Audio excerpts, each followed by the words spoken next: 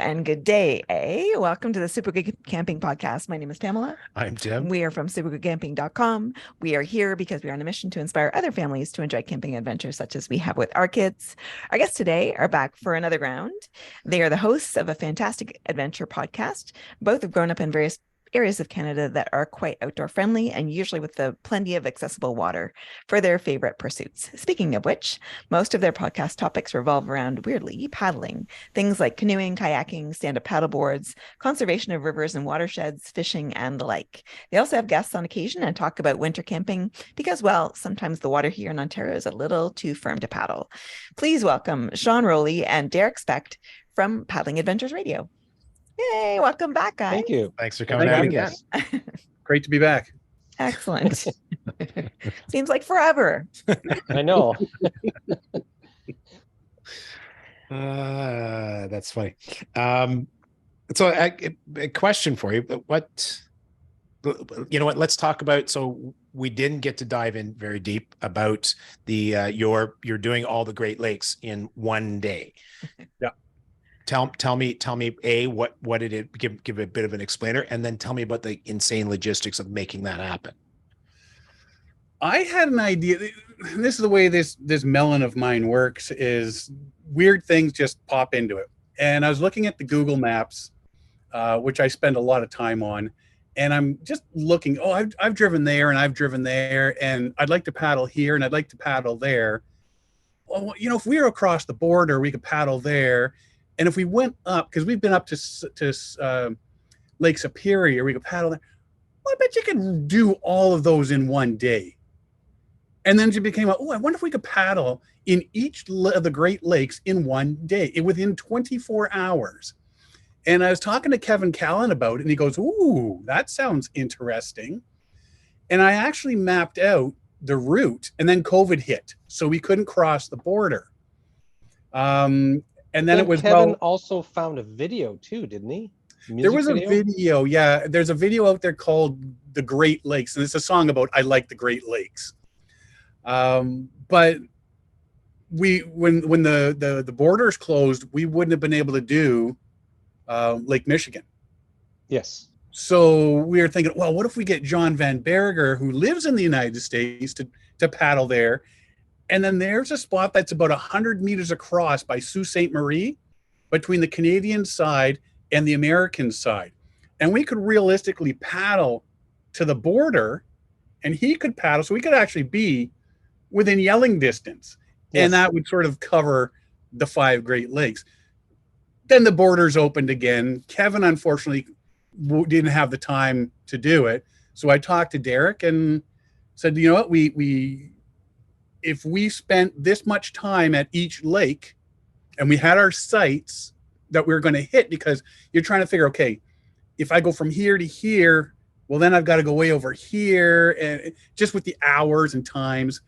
And we ended up finding spots on every Great Lake that was close and would be, doable, but we had to start at midnight.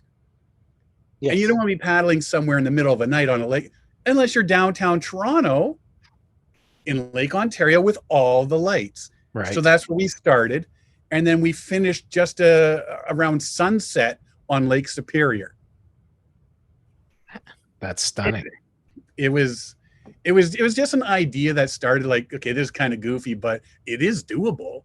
So we just, then let's do it. And we did. We had a blast. Like, we touched all 5 lakes within 18 about 18 hours. Yeah. 18 hours.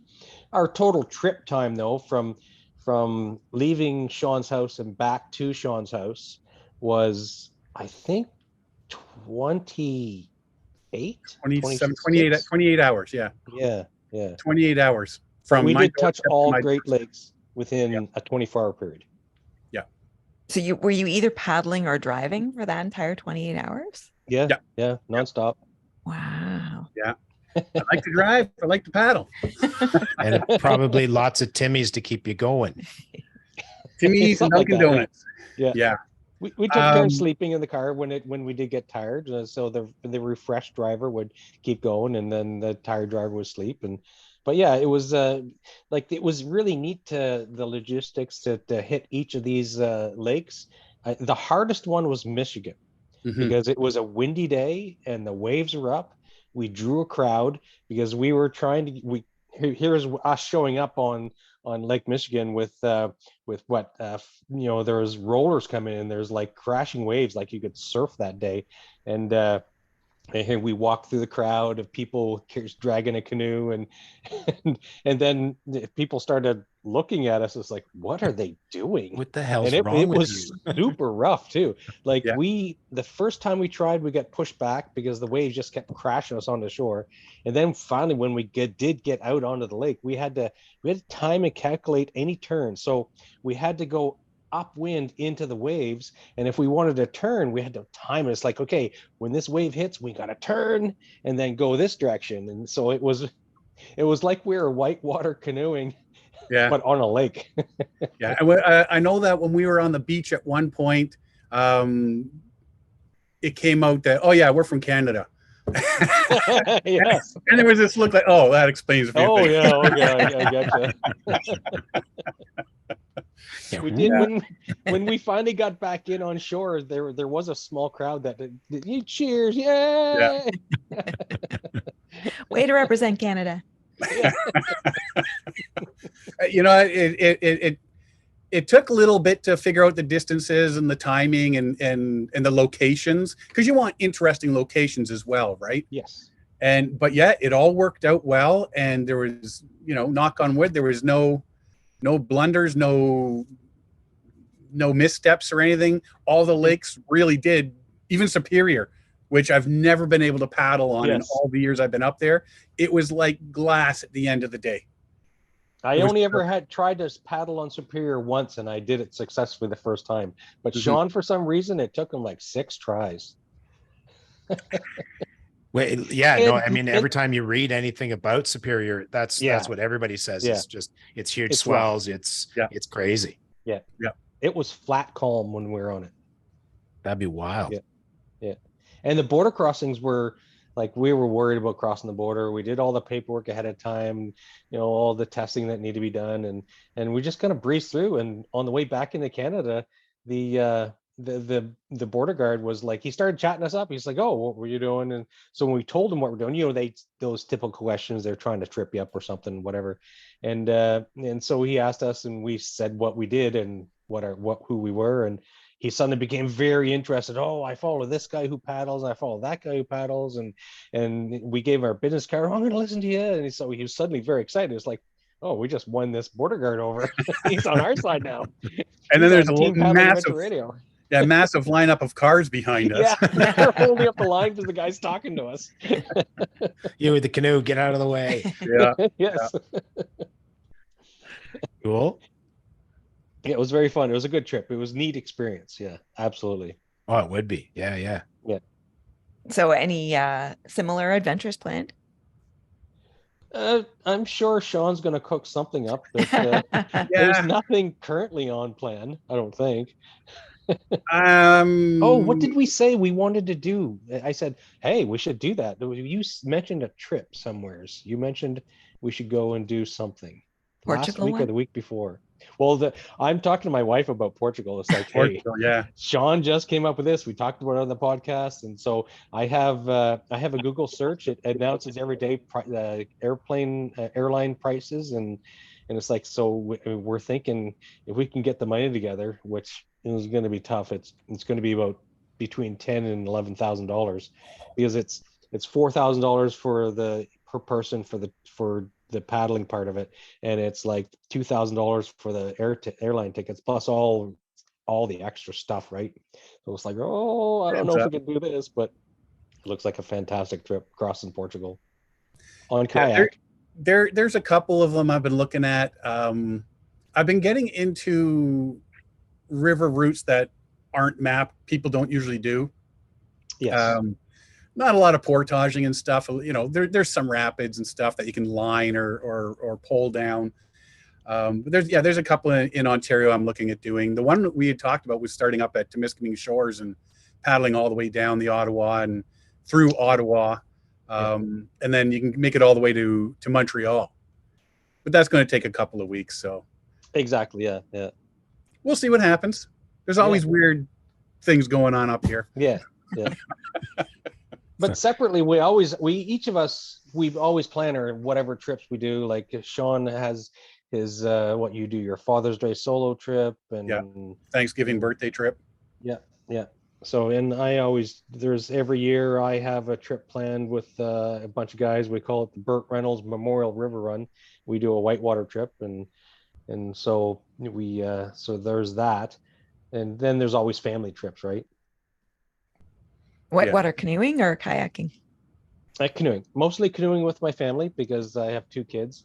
So, and they're not of age that they can actually navigate in a kayak or a canoe, right? They're just passengers.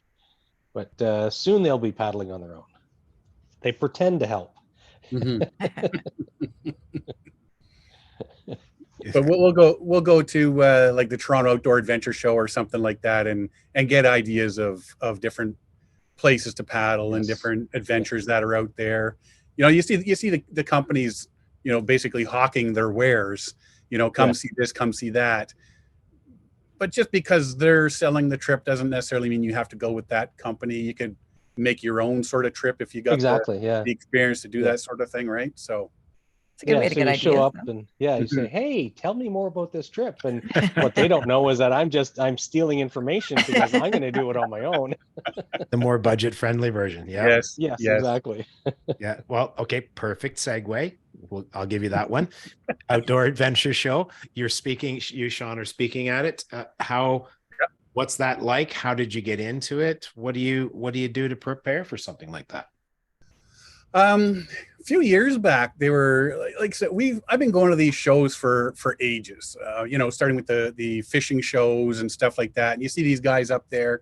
You know, they're giving their talks. And, I watched that guy on TV and I listened to that guy's show on the radio or whatever. And you're thinking, wow, these are the guys, sort of thing. And then somebody said, why don't you put in a presentation on, paddling or something? So I came up with an idea and I pitched it, and they said, yeah, okay, you got 45 minutes to speak. You get a big screen to show some video, some photos, that sort of thing. And just started doing it. And it's pretty cool because, like I say, you'd see guys like, we go to the Toronto Outdoor Adventure Show and you see Hap Wilson, you see Kevin Callan and stuff like that. And they're giving their talks up there, and, Les Stroud and stuff. And you're like, wow, I'm seeing these guys up there, and they're like, they're the guys. And then now, Derek and I, we're doing stuff like that, where we're that guy on the stage and people are looking at us and you're thinking, well, yeah, these guys are just regular guys. Exactly. They just got something to say, and everybody's there. They just hope people show up and listen, right? And that's what it is. You come up with something and you're thinking, I bet you I'm not the only one thinking about this, and share my experiences and my ideas and my thoughts, and people come and listen. And yeah, it's pretty cool to have the people show up and want to hear what you have to say. So what will your topic be? This year, it's paddling the connections you make.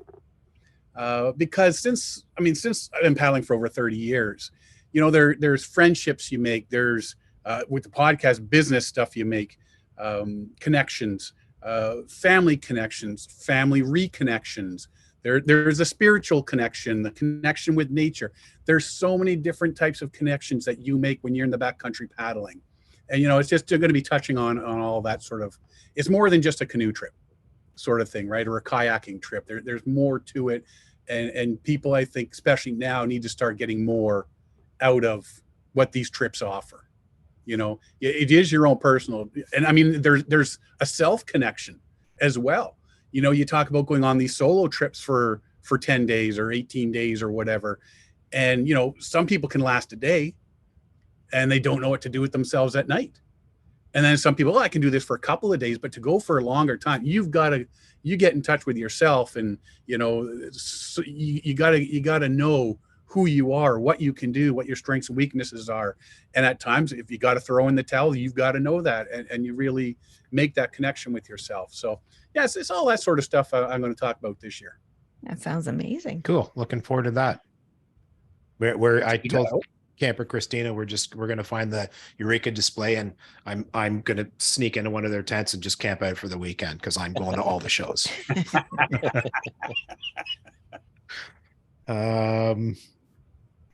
So the last episode, you mentioned that when you go to conferences, to shows, you record like live on the floor, like you get a booth and record there. Tell me a bit about that. Is it just random people going by? You have a yak with them? How does that work? Well, it's usually we'll look at who else has booths and stuff there, the different types of paddling that's people are talking about, and then we'll just go up to them and say, hey, listen, we're Paddling Adventures Radio. We've got a booth over here. We're recording. If you have a couple of minutes, how would you like to come over and talk about these kayaks, homemade kayaks you're selling, or freestyle canoeing that you do, or Greenland paddling that you do, and then they come and sit there. Or Jerry Vandiver, why don't you, we got some microphones here, your fiddle players with you, why don't you guys come and play some tunes off your latest album, that sort of thing. And yeah, people walk by and they start listening to what's going on, and then you can see them, they'll filter over to whatever booth to find out more or stuff like that, right? But yeah, we basically just take the home studio, set it up on a couple of tables, throw 4 chairs down there, and just start yakking with different people that are working the show. And it seems to have worked out so far. Cool. Yes. So what I find fascinating about it is, so when you go to a show, like there's somebody at a booth, people are coming up and talking to them, but you might be able to ask a single question, and you hope you can have like a minute of their time. And now with the podcast, it's like, hey, I'd like to interview you, and then suddenly you have their undivided attention. You interview them for like 40 minutes to an hour or whatever, and suddenly you have this deep conversation about stuff that I was really interested in the first place. I'm kind of selfish. I'm doing this for me, but yeah, I'll put it up as a podcast. But it's amazing that you can make these connections with somebody that you might pass by at one of these outdoor shows normally, and it's like you might be able to get 2 or 3 minutes of their time, but now it's like I can really focus down and get some really interesting information from this person and really dig in. And so what would normally be an intrusive question is like, I'm interviewing you, so it's not intrusive anymore. You have to use the announcer voice. Yeah. Well, and there's stuff, as Derek says, from a selfish point of view. We were talking about the canoe ballet and stuff like that, where people do stuff to music and stuff. Oh yes. Yeah, and we're down there and we're saying, like there's this one guy that does this stuff, and it's you.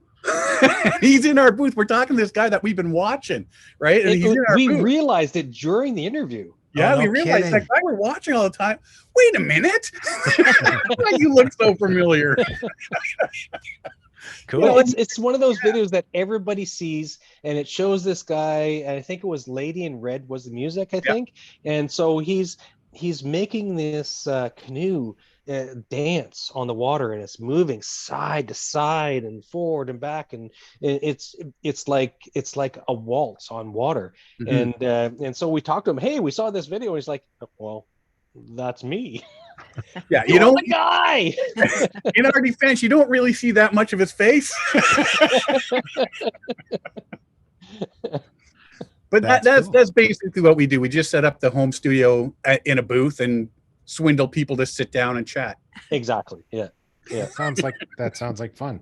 We might steal that idea from you. Go for it. So doing as much outdoor stuff as you do, how do you wrangle that? How do you leverage that from what are your real day jobs, and how do you get that much time to go and do stuff? Because I need to figure out how to work that on my boss. Yeah. So he's asking you this question just because it's totally selfishly. Yeah. I do screen and digital printing, large format stuff. So my trick is getting in early in the morning so I can leave before 5. So, like a 7 to 4 sort of thing. I get all my stuff done.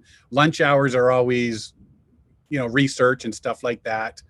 You got to really be organized with all your stuff for the podcast. And then instead, a lot of people, I got my 3 weeks holiday. I'm taking 2 now, and I'm taking 1. But if you can take a couple days on a long weekend, all of a sudden you've got a 5-day trip. Like you got to get out of the mindset of I've got to use 2 weeks at a time. Or if you throw the 4 days, so it's a long weekend, then the Monday's a holiday, then you got 4 days off, then another weekend, right? That's a 9-day trip. So if you can sort of organize like that, you're amazed at how much time out you can get. Because you only used 4 days out of your 15 or whatever. Yeah. Instead of, right. Okay. That makes sense. Yeah. Clever planning. Mm-hmm. All right. Oh, you got to be so organized with stuff like that, and Yeah, absolutely. sort of think outside that box. Cool. Yeah. What about you, Derek? What do you do? I am an operator at Darlington Nuclear at the power plant. Yep. So it's I've been there for 22, 23 years. So I've got a lot of vacation. I got 5 weeks to take every year. Plus there's other vacations I can take and sneak in. So it's like oftentimes I do have a lot of time off. It's a large amount of time. My wife doesn't get as much time off as me. So I do a lot of trips without her often, and I have a very forgiving wife, so she's like, I go on trips every year with a lot of different people, and I do stuff in the winter and the summer, and usually it's the kids that complain, "You're not taking us camping." It's like, sorry guys, it's a guide trip, or it's this, or it's that, or so yeah. So I had, and like Sean said, it's like we just plan a lot of long weekends, like take a Friday off or take a Monday off, and so you can do a lot in a few days. And but with the longer trips, like last year, Burt Runners River Run, we were 3 weeks up in Wabakimi, and so that ate up a lot of time. But yeah, it's nice to. I do have the flexibility and understanding bosses at work that I can squeak in a lot of these extra vacations at different times of year. Nice. Yeah, I could kill for 5 weeks. No problem.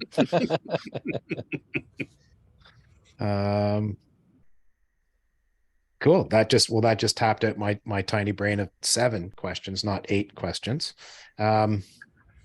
That's it for us for today. Thank you so much again to Sean and Derek from Paddling Adventures Radio Podcast. That we so appreciate you joining us on our podcast. I'm Pamela. I'm Tim. And we are from supergoodcamping.com. Please do reach out to us on all the social media. We are on Facebook, Twitter, YouTube, and Instagram. And our email address is hi@supergoodcamping.com. That's hi@supergoodcamping.com. Talk to you again soon. Bye. Bye.